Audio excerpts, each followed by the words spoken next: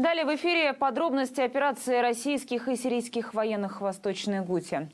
О том, как некоторые западные страны пытаются путем провокаций нивелировать победы правительственных войск, смотрите в нашем разборе.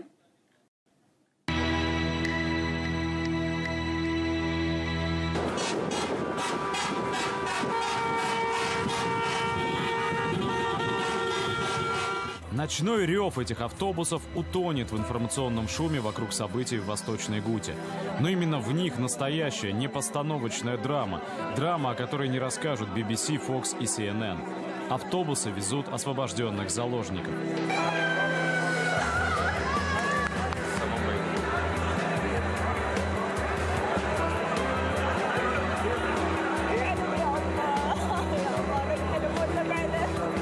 Многие из этих людей пробыли в плену больше 5 лет. Меня похитили в декабре 2013 года террористы из Джаиш аль-Ислам. Нас держали в клетках, унижали нас, мальчиков били и заставляли работать. Пусть их за это постигнет кара Господня. Посмотрите на этого мальчика. Его тоже держали в заперти. Его забрали только за то, что его отец офицер. Со всех сторон протягиваются телефоны, на них лица пропавших без вести. Многие фотографии в форме.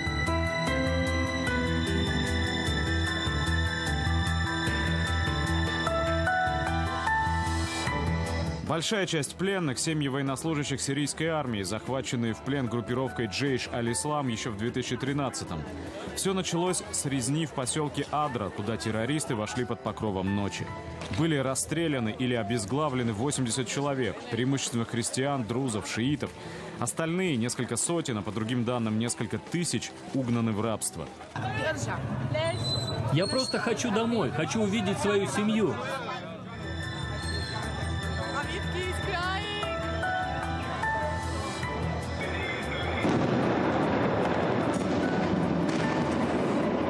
Так Восточная Гута и город Дума из места проживания военных и промышленных рабочих превратилась в гигантский террористический анклав. Именно отсюда наносились минометные и ракетные удары по столице. Но главное, здесь функционировал крупнейший в Сирии невольничий рынок. Тысячи людей продавались и покупались как скот, подвергались ежедневным истязаниям. Их выставляли под огонь в клетках, насиловали, у них вырезали органы, их заставляли голыми руками рыть так называемое метро Восточной Гуты, систему подземных коммуникаций, которую боевики использовали для перемещения и ведения огня. Чувство спасенных невозможно срежиссировать. Мне было 11 лет, когда меня похитили. Меня там заставили работать, как и всех взрослых. Я рыл туннели голыми руками. Посмотрите, что с ними стало. Блогер Трека из Дамаска рассказывает о том, кем на самом деле были так называемые умеренные из группировки Джейш аль-Ислам, а также их единомышленники и соседи из гуманитарной организации «Белые каски», позирующие сегодня на фоне бездыханных тел. Каждый, кто говорит вам, что это умеренная оппозиция, просто проклятый лжец. Вот посмотрите, что такое Джейш аль-Ислам. Эти маньяки прикрывались пленными. Расскажут ли об этом мировые СМИ? Конечно, нет. Потому что их задача демонизировать и свергнуть правительство Сирии. Они не будут говорить о том, что Дамаск обстреливается каждый день из Гуты. Зато о Гуте немедленно вспоминают, если правительство начинает выдавливать оттуда террористов. Сирийский спецназ «Силы Тигра» пробивает дорогу через развалины. 5 лет, идя в бой, солдаты и офицеры знали, что в руках террористов находятся их жены и дети. Уже по этой причине невозможно представить применение здесь отравляющих веществ. Кроме того, после эвакуации десятков тысяч террористов на север, в турецкую зону, после успешных штурмовых операций, уже ничто не могло помешать армии установить полный контроль над полумиллионным пригородом. Это меняло бы ход гражданской войны. Впервые с ее начала столица Сирии могла оказаться в безопасности. Вместе с сирийскими спецподразделениями в Восточную Гуту входят корреспонденты канала «Анна Ньюс». Это не первая, не вторая и не третья провокация с химическим оружием, которую они документируют. Кадры с отравленными детьми появляются каждый раз, когда террористы попадают в окружение. Дело в том, что и тогда, и сейчас была ветреная погода. Противника разделяли буквально десятки метров. И было видно, что те бои, которые мы документируем, что и танкисты, и пехота, и мы сами, мы все были без противогазов. То есть ни о каком применении химического оружия здесь речи и не шло. В театре абсурда, в который после крушения Советского Союза начала превращаться мировая политика, обвинение в использовании оружия массового поражения – затасканный прием. Чтобы предсказать дальнейшую драматургию, не нужен Станиславский. Mr. Chairman and members of the committee, my name is Naira. Уважаемый председатель и члены комитета, меня зовут Наира, и я только что из Кувейта. Когда я была там, я видела, как иракские солдаты заходили в больницы с оружием. Они доставали младенцев из инкубаторов и бросали умирать на холодный пол. 90-й год. Это шокирующая исповедь в Конгрессе 20 раз аукнется выступлениями сенаторов, военных, самого президента Буша-старшего. Этих детей вытаскивали из инкубаторов и швыряли на пол, а сам Кувейт систематически разрывают на части. Я своими руками похоронил 14 новорожденных, которые были извлечены из своих инкубаторов. Все эти люди лгали. Спектакль в Конгрессе помогла разыграть рекламная фирма Hillen Knowlton Strategies, компания со столетней историей. Когда-то она убеждала американцев в том, что курение безвредно. Слезинка ребенка, в данном случае дочери кувейтского посла в Вашингтоне Наира Ас-Сабах, оказалась фальшивой. Но Ираку те слезы отольются операцией «Буря в пустыне». Она унесет жизни десятков тысяч детей, женщин и стариков. С тех пор эта пьеса разыгрывалась множество раз и всегда вызывала у зрителей сострадание и гнев, так необходимые для оправдания очередной войны. Сегодня я хочу поговорить с вами о трагедии в Косово и о том, почему американцы обязаны положить ей конец. Это даже не похоже на войну. Невинных людей хладнокровно расстреливают. Наш моральный долг — прекратить это. Мы знаем, что с 80-х годов Саддам испытывает химическое оружие на людях. Очевидец сообщал о 500 смертниках, которых привязывали к кроватям, чтобы потом проводить вскрытие. Бесчеловечность Хусейна не знает границ.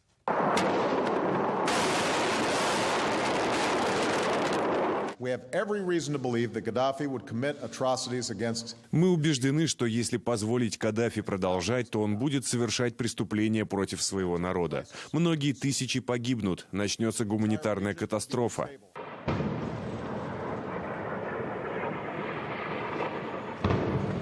Жертвы, слезы, бомбардировки. Подобный сценарий был написан и для Сирии, но именно в Сирии он впервые дал сбой. Маленькие мальчики и девочки, отравленные газом, который на них направило их собственное правительство. Это атака покушения на наше человеческое достоинство. Человеческое достоинство Барака Обамы не позволило ему отдать приказ о бомбардировках. Второй год хор газет и телеканалов взывает к человеческому достоинству Дональда Трампа. Пропагандистское дежавю. Вот вроде бы архивная уже пресс-конференция, прошлый апрель. Но если поставить в эфир сегодня, никто не заметит разницы.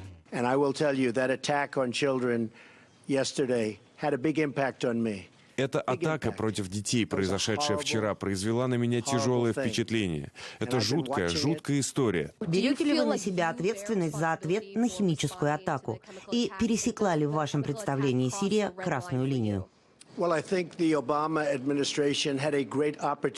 Обама мог и должен был решить эту проблему, когда устанавливал красную линию. Я беру на себя ответственность. Она называется Северная Корея. Где следующая цель? Кто следующий враг? Китай или Россия? Корея или Сирия? А может взяться за Донбасс? Борьба между олигархическими и бюрократическими кланами достигла невиданного в американской истории размаха.